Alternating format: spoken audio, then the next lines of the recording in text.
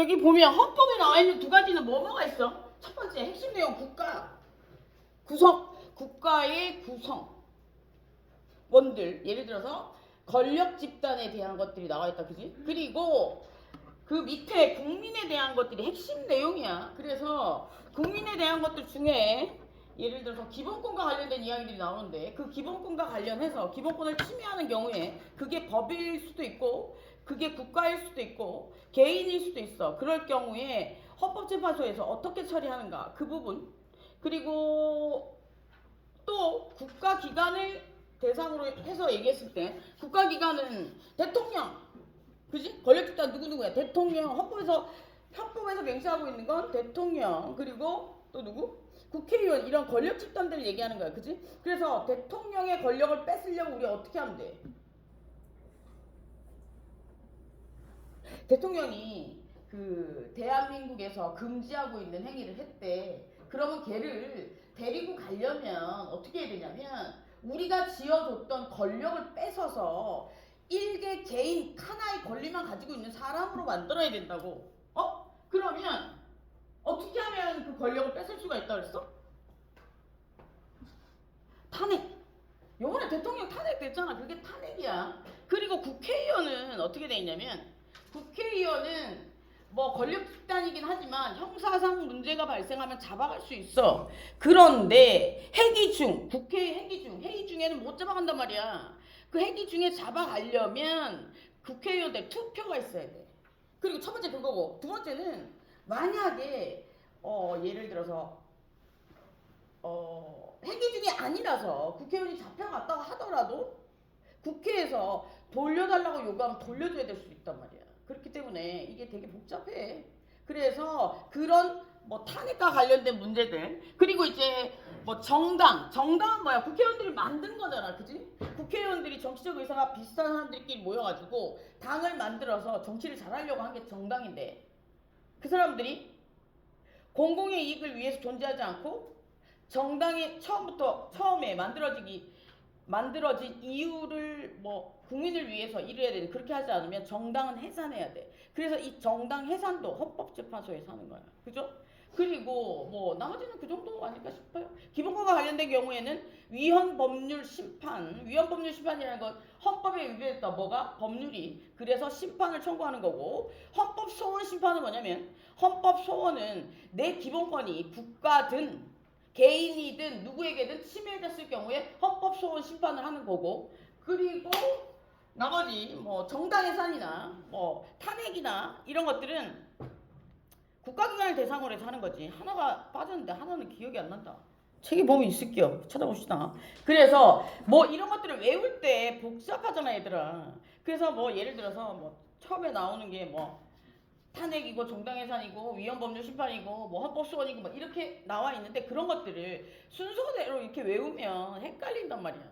그래서 헌법에서 주요하게 얘기하고 있는 건 국가기관이랑 국민이잖아. 그래서 국가기관과 관련해서 헌법에서 금지하고 있는 행위들을 했을 때 어떤 것들을 할 수 있는지, 그리고 국민에게 있어서 헌법에서 금지하고 있는 행위들이 일어났을 때 어떻게 할 수 있는지, 이런 식으로 쪼개서 하시는 게 좋아요. 그래야 머릿속에 들어오잖아. 그래서 그런 내용들입니다. 그래서 여기서 보면 헌법재판소의 지위는 뭐냐면, 나오네요. 위헌법률 심판은 헌법에 위배됐다는 거죠. 뭐가? 법률이 헌법에 위배된 거야. 그랬을 경우에는 그 심판을 청구해가지고 그게 잘못됐다고 판결 나게 되면 법률은 없어지는 거야. 그지?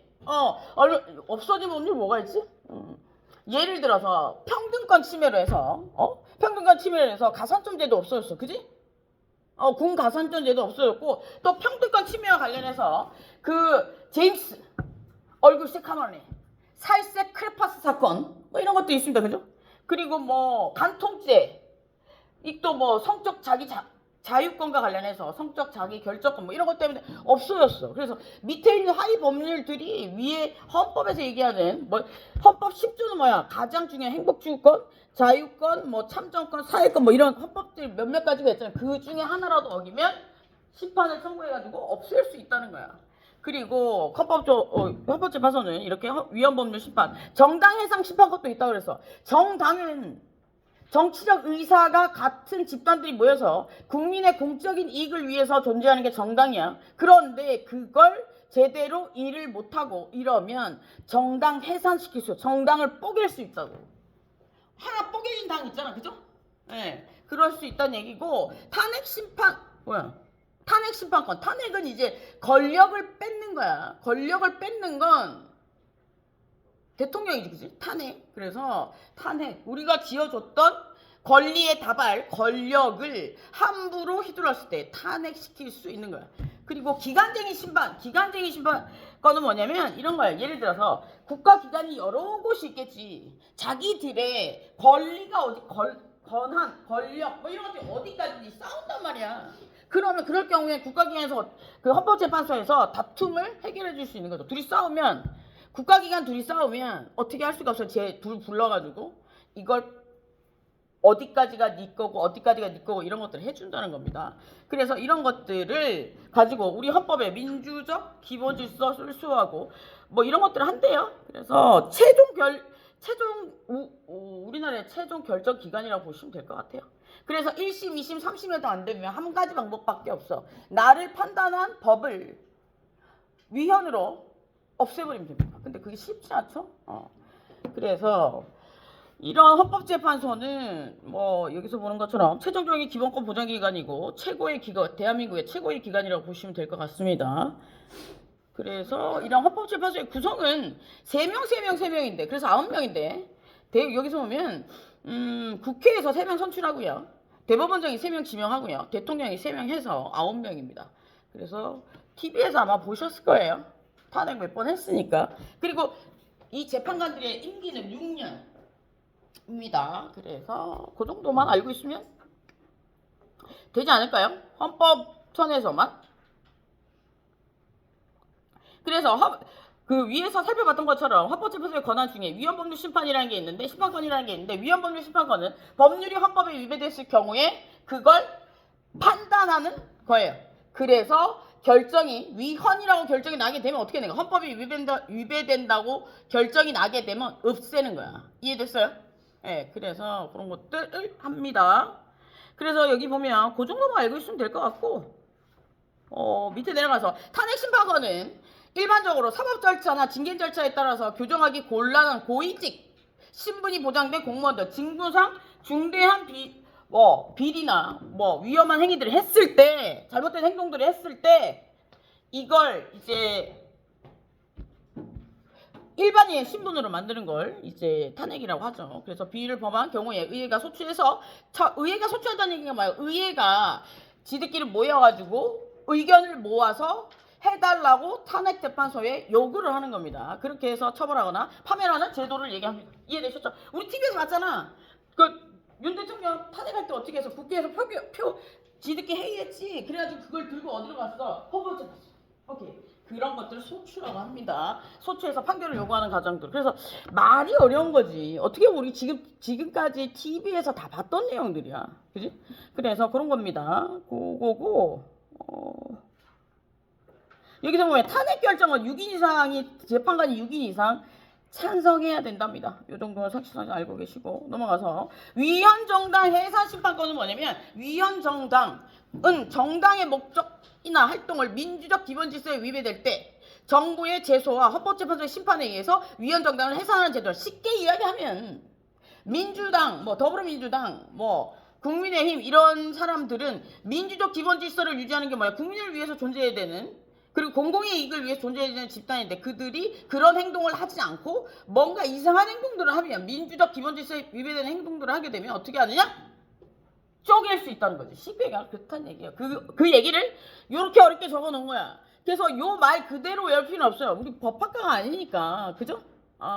이해만 할 수 있으면 된다. 주관식 시험을 볼 것도 아니니까. 그리고 기간쟁이 심판권이라는 건 뭐냐면 헌법재판소가 국가기관 간의 권한의 전부 범위에 대해서 즉 싸운다는 거야. A 기관이랑 B 기관이랑 내 권력의 범위, 권한이 권력의 범위죠.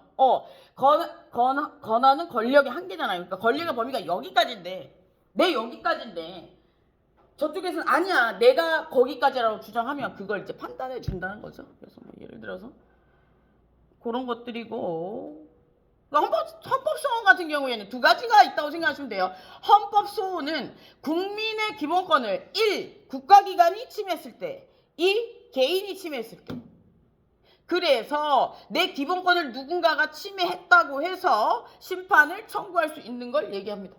이해되셨죠? 법률이 침해했을 때는 어떻게 한다고 그랬어? 법률이 기본권을 침해하는 이야기들이 나오면 위헌법률 심판으로 가기 때문에 걔는 빼고 어떤 일정한 행동을 할 수 있는 단체나 자연인이 침해했을 경우에 어떻게 할 것인가? 헌법소원 심판권을 한대요. 그래서 헌법소원 제도는 헌법상 보장된 국민의 기본권을 공권력 행사나 또는 불행사, 공권력을 행사하거나 행사하지 않거나 이런 걸로 인해서 침해당했을 경우에 수사를 제대로 하지 않았을 경우에는 기본권 침해입니다. 그죠? 수사를 너무 강하게 했을 때도 기본권 침해고, 그래서 이로 인해서 침해당한 자가 직접 구제를 요구할 수 있습니다. 근데 여기에서 국가기관이 기본권을 침해하면 헌법소원 심판을 신청하면 되는데, 예를 들어서 개인이 침해했을 경우에는 이거 말고 다른 게 좀 있지. 재판을 청구하면 되니까 뭐 굳이 기본권을 침해했다고 생각하면 헌법소원 심판을 할 수도 있겠지만 대부분의 경우에는 재판 청구로 가는 것이 맞습니다. 봅시다. 그 다음에 선거제도에 대해 나오는데, 선거제도 지방자치, 선거관리. 그래서 선거와 국민투표의 공정한 관리 및 정당에 관한 사무를 처리하기 위해서 헌법기관으로 선거관리위원회를 두고 있습니다. 이거는 선거관리위원회는 헌법기관이래요. 그래서 뭐 이 내용은 그러니까 선거관리위원회가 있다. 그리고 저번에 얘기했던 것처럼 선거와 투표의 차이점 알고 있었으면 좋겠고요. 그리고 지방자치는 뭐야? 그 지방자치는 일정한 지역을 기초로 해서 만들어진 단체 또는 주민, 그 지방직 사무를 책임하에 뭐 선출된 기관을 통해서 처리하는 제도들을 얘기하는데, 지방자치는 이제 서울시 지방자치, 뭐 부산시 지방자치, 뭐 이런 것들 얘기하죠. 그래서 여기에서는 지방자치, 우리나라 지방자치 같은 경우에는 지방자치와 관련된 법이 있고 단체 조직 구성할 수 있고요. 그래서 예를 들어서 뭐 지방자치와 관련된 법은 조례고요. 그죠? 지방자치와 관련된 단체는 시의회, 시의원, 구의원들이 모여있는 시의회, 이런 것들을 얘기합니다. 그 이야기를 보면 될까? 넘어갑시다. 이건 그렇게 중요한 내용들이 아니니까. 그래서 이제 형법 봅시다. 형법을 좀 봅시다. 형법은 여기서 보면 어떠한 행위가 범죄가 되고 이에 대해서 법적 효과는 어떠한 걸로 갈 것인가, 형사제재는 어떠한 걸로 갈 것인가를 규정하고 있는 거예요. 그래서 예를 들어서 헌법 안 나오는데? 제가 목소리가 나서 목이 아프네. 형법 나라에서 규정하고 있는 것들이 있어. 금지하고 있는 것들도 있고 뭐라고 금지하고 있는 것만 나와있어? 어떤 행위가 범죄가 되고, 그게 말이야.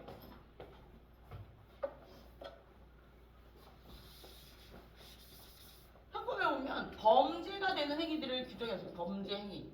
그래서 이걸 하게 되면 어떻게 되면 어떠한 법률 효과가 나타난다는 거지. 그럼 그게 뭐냐면 형사적인 제재. 네, 여기서 범죄 행위는 두 가지. 자기, 부자기, 이런 단어들이 나오는데, 자기는 뭐냐면 행위를 하는 게 자기야. 헌이 아니고 자기. 뭔가 내가 일정한 행위를 해. 사람을 때려, 사람을 칼로 찔러, 이렇게 해서 범죄가 되는 게 있고, 예를 들어 내가 일정한 행위를 해야 되는데 안해서가 부작위거든. 부작위로 인해서 범죄가 되는 경우도 있단 말이야. 그래서 이 두 가지, 행위를 해서 안해서 범죄 행위가 되는 경우에 형사제재를 어떻게 할 것인가. 형사제재는 예를 들어서 징역, 금고, 벌금, 요겁니다. 그래서 뭐 집행유예 이런 것도 있긴 한데 그건 뒤에 나오는 거니까 봅시다. 징역은 뭐냐면 갇히는 거지. 금고도 갇히는 거야. 벌금은 돈을 내는 거고. 그럼 여기서 징역이랑 금고의 차이점은 뭐냐면, 징역은 갇혀 있으면서 하루에 일정 기간 일도 해. 최저임금 보장하는 아니지. 왜냐하면 내가 받아야 되는 벌 속에 일하는 것도 포함되어 있어요. 그래서 제가 알기로는 얼마나 한 달에 한 20만 원, 30만 원 주는 걸로 알고 있어. 하루에 한 3시간씩이라면 4시간씩? 하루에 4시간씩이라면 4, 5, 20시간이잖아. 그러면 8달이면 4주면 예를 들어 쉬는 날도 있다 치고 한 100시간, 한 60시간 정도 일한다고 생각하시는데 60시간에 30만 원이면 뭐 안 주는 거지. 그지? 그렇게 해서 징역은 갇혀 있으면서 일도 하는 거고 금고는 그냥 가둬놓기만 하는 거야. 그래서 이제 뭐 예전에 대통령이나 이런 사람들 금고형, 고위직 공무원들은 금고형을 내리는 경우도 많겠지. 왜냐하면 걔네들이 뭐 공장에 가서 같이 일을 하면 뭐 어떻게 되겠냐. 뭐 할 수도 있겠지만 예를 들어서 트러블이나 뭐 이런 것들이 생길 수가 있기 때문에 웬만한 금고형을 하는 편입니다. 그리고 벌금은 돈으로 배상하는 걸 얘기하죠. 그래서 여기서 보면 형법이란 어떤 행위가 범죄가 되고, 즉 어떤 행위라는 건 뭐야? 일정한 행위를 해서 범죄가 되는 경우. 두 번째, 일정한 행위를 하지 않아서 범죄가 되는 경우. 예를 들어 그 형법에 보면 살인죄가 있는데 살인죄는 고의에 의한 살인은 내가 계획을 했어. 준비를 했어. 그래서 사람을 죽었어. 사람을 했는데 결과적으로 그 사람이 죽었어. 그럼 고의에 의한 살인이야. 고의에 의한 살인은 자기에 의한 어떤 일정한 행위를 해서 사람이 죽은 거야. 첫 번째, 자기에 의한 살인은 고의에 의한 살인과 과실치사 두 가지가 있을 수 있어. 그지? 과실치사도 내가 일정한 행위를 툭 했는데 결과를 예상하지 못했지만 죽어버린 거잖아. 그지? 살인죄는 뭐냐면 고의에 의한 살인죄는 내가 그 결과를 충분히 예상할 수 있었을 때 고의에 의한 살인죄라고 합니다. 그 고의는 빼버리니까 살인죄라고 하고, 과실치사는 뭐냐면 내가 걔가 죽을지 몰랐대. 그런데 우연히 툭 쳤는데 걔가 대가리를 죽어서 쳐가다가 죽었어. 그럼 과실치사. 의도하지 않았지만 결과를 의도하지 않았지만 그런 결과가 나타났대. 그러면 이거는 자기에 의한 살인 행위고, 부자기에 의한 살인은 뭐냐면 내가 일정한 행위를 하지 않음으로 인해서 누가 죽었대. 예를 들어서 저번에 세월호 뒤집혔을 때 선장 도망갔잖아. 그치? 선장은 배가 뒤집히면 어떻게 되는 게 원칙이야? 어? 야, 내가 선장이야. 내 배가 뒤집혔어. 요번에 또 뒤집힐 뻔했더만. 미쳤어. 어디에 뭐 부딪혔나 봐요. 그죠? 배가 왜 돌에 부딪히면 쓰러지냐면 이렇게 생각하시면 돼요. 바가지에 물을 담아놓고 물에 띄어넣으면 떠있죠? 근데 살짝 툭 치면 어떻게 돼? 흔들리잖아. 그럼 똑같이 쉽게 설명하면. 그리고 세게 치면 뒤집히는 거. 이해됐어요? 그래서 배가 뒤집히는 건 균형을 제대로 못 잡아서 그럴 수 있대. 그리고 균형을 잡아서 아무런 장애물이 없어야 되는데 쭉 가다가 장애물이 걸리면 균형을 잡아놨는데 아무것도 건드리지 않아야 되는데 이 수평을 흔들 만한 뭔가 이렇게 들어오면 그게 조금일 경우에 살짝 흔들리고 많을 경우에 뒤집어버려요.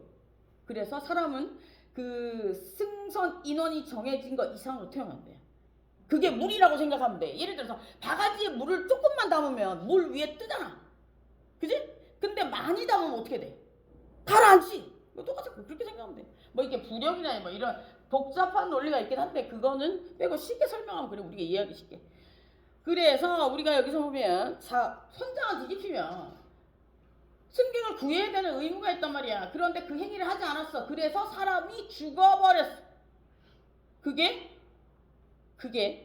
부자기에 의한 살인이에요. 무슨 자기에 의한 살인 중에 이런 것도 있어요. 미필적 고의에 의한 살인. 예를 들어 미필적 고의에 의한 살인이 어떤 거냐면 저 밑에 뭐가 있냐면 애들이 막 놀고 있어. 근데 나는 쟤들이 너무 싫어. 난 세상이 너무 싫어. 그래가지고 위에서 차를 엑셀을 밟고 내려오는 거야. 눈을 감고. 그지? 내가 그 결과를 어떠한 결과를 예상할지 모르겠지만 죽을 수도 있고 안 죽을 수도 있어. 그러면 미필적 고의라고 해요. 고의는 있지만 어떤 결과가 나타날지 모르니까 이 행위를 했을 때 꼭 그러한 결과가 나타날 거라고 생각하는 거지. 알면서도 그냥 모른 척하고 하는 거야. 그래서 그런 걸 미필적 고의의 연산이라고 합니다. 의도해서 한 건 아니지만 내가 한 행위에 의해서 그러한 결과가 나타날 수밖에 없었다면 그건 미필적 고의에 의한 살인이에요. 그래서 형량이 제일 높은 건 고의에 의한 살인이고, 두 번째는 미필적 고의에 의한 살인이고, 뭐 세 번 아니야. 고의가 제일 셀 거고, 그 다음에 미필적 고의보다는 부작위에 의한 살인, 그리고 세 번째는 뭐 미필적 고의, 그리고 가실치사 이 정도 아닐까 싶어요. 물론 밤에 했느냐, 흉기를 들었느냐, 뭐 아이를 죽였느냐, 몇 명을 죽였느냐에 따라 달라지겠지만 약을 했느냐, 뭐 이런 것들. 그렇지만 뭐 대충 그렇습니다. 그래서 여기서 보면 요 첫 번째 줄만 제일 중요할 것 같네요. 형법이란 어떤 행위가 범죄가 되고 이에 대해서 법적 효과, 어떤 것들이 나타나, 법적 효과, 형사제재는 어떤 것들이 나타날 수 있는지를 적어놓은 그 규정하고 있는 법 규범을 얘기합니다. 그래서 그 넘어가고 밑에 거는 필요 없을 것 같고요. 그래서 여기서 보면 형법의 기능은 첫 번째 보장적 기능. 예, 형법의 기능, 보장적 기능. 형법은 국가가 행사할 형벌권의 한계를 명확하게 해서 공권력의 자의적인 형벌로부터 개인의 자유와 권리를 보호해준다. 이게 무슨 얘기야? 형법에 국민을 제재할 수 있는 공권력, 공공기관의 힘을 행사할 수 있는 거.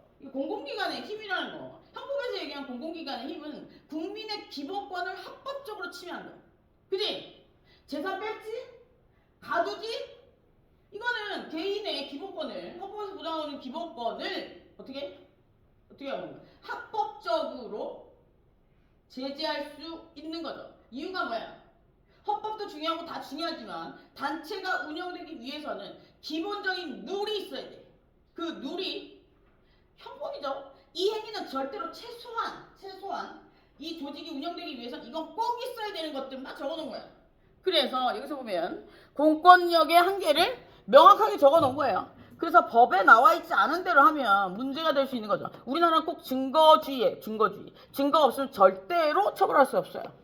그래서 뭐 근데 잘 모르겠습니다. 그렇게 되는 건지. 그래서 여기서 보면 그 형법은 국가가 행사할 형벌권의 한계를 명확히 해서 형벌권을 어디까지 국가의 공권력을 어디까지 행사할 수 있는지를 명확하게 적어놨다는 거죠. 국가의 공권력이라는 건 뭐야? 형벌, 가두는 거, 벌금을 내는 거 이런 거예요. 국민의 기본권을 침해하는 것들을 얘기하죠. 그래서 여기에 대해서 명확하게 적어놓은 게 형법의 보장적 기능입니다. 그리고 보호적 기능이라는 건 뭐냐면 그런 것들을 함으로 인해서 예를 들어서 사람을 때리면 징역을 갈 수 있다는 징역을 가게 한다면 그 사람이 들어갔다가 나오면 안 하겠지? 그지? 그래서 우리가 위험으로부터 그 사회에 있는 위험, 나를 때렸던 그 위험 요소를 분리시켜주는 거잖아. 그러니까 보호적 기능도 할 수 있는 거야. 쉽게 이야기하면. 그래서 형법은 보호법의 기능을 가지고 있다. 그래서 법익이란 국가와 사회 안전, 사람의 생명, 신체, 재산 등과 같이 법에 의해서 보호할 가치가 있는 생활 이익을 말하는데 이걸 보호해준 거야. 예를 들어서 여기서 보면 신체, 누가 나를 때렸어. 내 신체가 지금 문제가 생긴 거잖아. 이 누군가가 그렇게 했다면 그 위험으로부터 국가기관에서 얘를 잡아가서 수사해서 가두는 걸로 어떻게 하는 거야? 나를 보호해 주는 거죠. 그리고 세 번째는 사회방어적 기능인데 이거는 예방적 기능이라고 보시면 돼요. 그래서 여기서 보면 형법은 범죄라고 하는 침해적 행위, 침해적 행위, 나에게 해를 줄 수 있는 행위로부터 사회를 방어하는 기능을 가진다. 그래서 예를 들어서 일정한 행위를 범죄로 규정하고 이에 대한 형벌을 제재함으로써 사람들이 범죄를 저지르지 않게 내가 사람을 때리면 징역을 가는구나. 그럼 한동안 못 나오는구나. 이렇게 생각하면 사람들은 안 할 거라는 거지. 이해됐어요? 그래서 예방적 기능이라고 보시면 됩니다. 사회 방어적 기능. 이거는 외운다기보다는 그냥 머릿속에 좀 그려보면 되지 않을까. 뭐 단어를 아는 것도 좋겠지만. 봅시다. 그래서 우리나라 이 형법은 법에 나와 있는 대로 해야 돼. 왜냐하면 왜 그런 거야? 국민의 기본권을 침해하는 거기 때문에 법에 나와 있는 대로 해야 돼. 아주 중요한 문제거든. 그래서 그걸 우리는 한마디로 제형법정주의라고 합니다. 제와 형벌은 법에 나와 있는 대로 하라.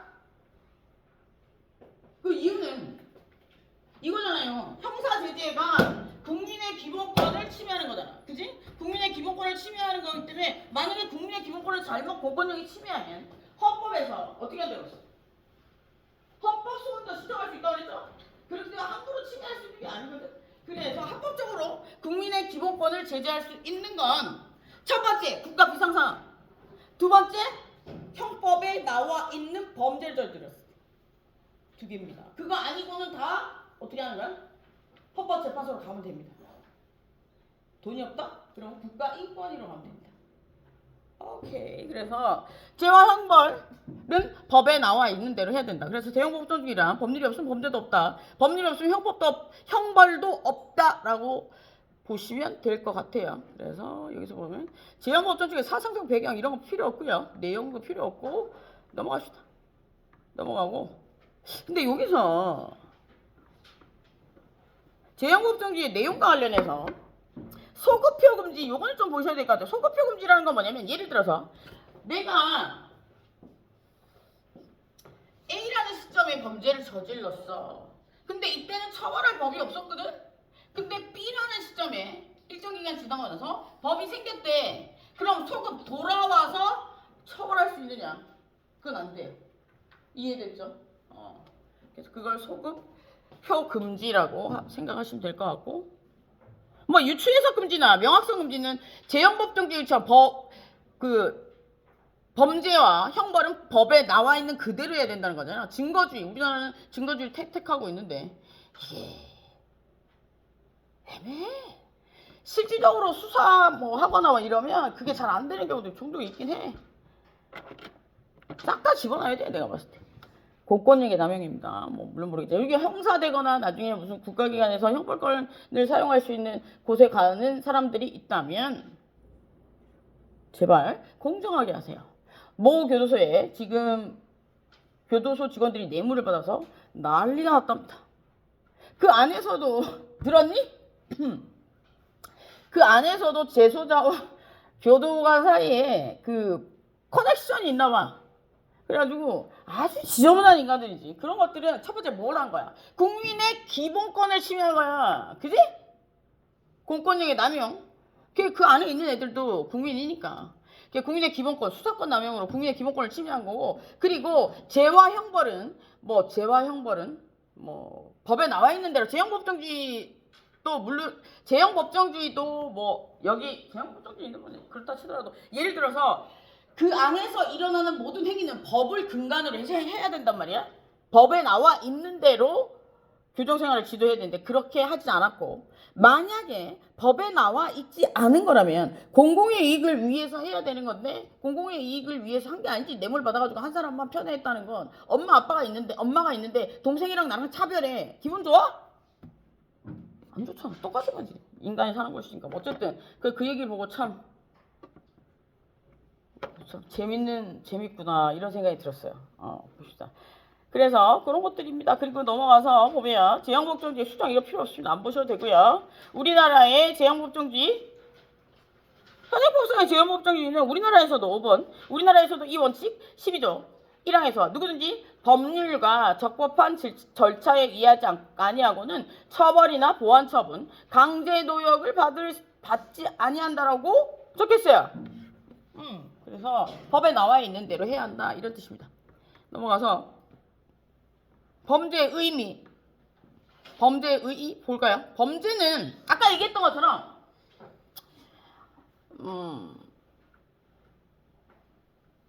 그 조직 내에서 금지하고 있는 것들이 범죄예요. 그래서 그 범죄의 유형은 첫 번째 행동을 해서, 두 번째 행동을 하지 않아서 범죄가 되는 거죠. 그래서 봅시다. 여기서 그런 것처럼 범죄란 법질서, 우리가 정해놓은 규칙, 기본권을 보호하기 위해서, 헌법에서 얘기하는 기본권을 보호하기 위해서 정해놓은 기본권 보장과 관련해서 봤을 때 누군가가 내 기본권, 자유와 관련된 기본권을 침해하려고 해. 그러면 형벌을 가야 될 거 아니야. 그래서 그 구체적인 것들을 어디에 적어놓은 형법에 적어놓은 거예요. 그래서 여기서 보면 법질서랑 범죄랑 법질서에 보아서 형법을 가할 필요가 있는 행위로서 사회 유해성이나 내지 법익을 침해하는 반사회적 행위를 의미한대. 그러니까 쉽게 이야기하면 우리 단체를 흔들 수 있는 나쁜 행동, 이 얘기를 길게 적어놓은 거죠. 그죠? 그래서 여기서 보면 범죄는 그런 겁니다. 반사회적 행위를 그 범죄라고 합니다. 그리고 이제 범죄가 되려면 이제 뒤에서 내용이 나오는데 쳤다 할까? 몇 시야 지금? 얘들아 몇 시니? 응? 39분? 조금만 쉬었다 하자. 목이 너무 아프다.